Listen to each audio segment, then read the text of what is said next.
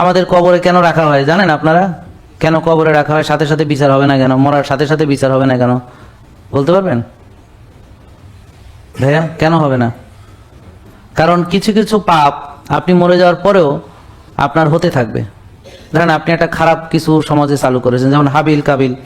তো কাবিল খুন করেছে, প্রতিটা খুনের একটা পার্সেন্টেজ, এই পৃথিবীর যতদিন খুন হবে ও এটার একটা হিস্সা পাবে, কমিশন।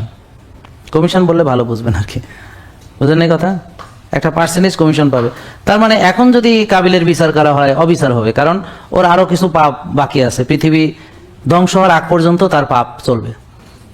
আবার আপনি ভালো কিছু কাজ করেছেন, যেমন আমরা মানুষকে সুস্থ করার যে একটা সিলসিলা, অর্থাৎ আমরা যে একটা প্রোটোকল আমরা ফলো করছি, এতে নানান মানুষ সুস্থ হচ্ছে, ওষুধ মুক্ত হচ্ছে।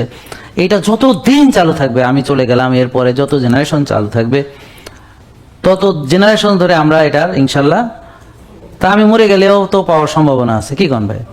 আপনি মাদ্রাসা করলেন, মসজিদ করলেন, বা এমন দিনই প্রতিষ্ঠান করলেন, বা এমন কিছু একটা করলেন যে, বা নেক সন্তান আপনার, যারা আপনার মৃত্যুর পরেও তারা এই পৃথিবীতে আছে, আপনার জন্য দোয়া করে, কোরআন তেলাওয়াত করে, দান সদকা করে বাবা মার জন্য, তারা আবার তাদের সন্তান, তাদের সন্তান, তাদের সন্তান, এভাবে যে সিলসিলা।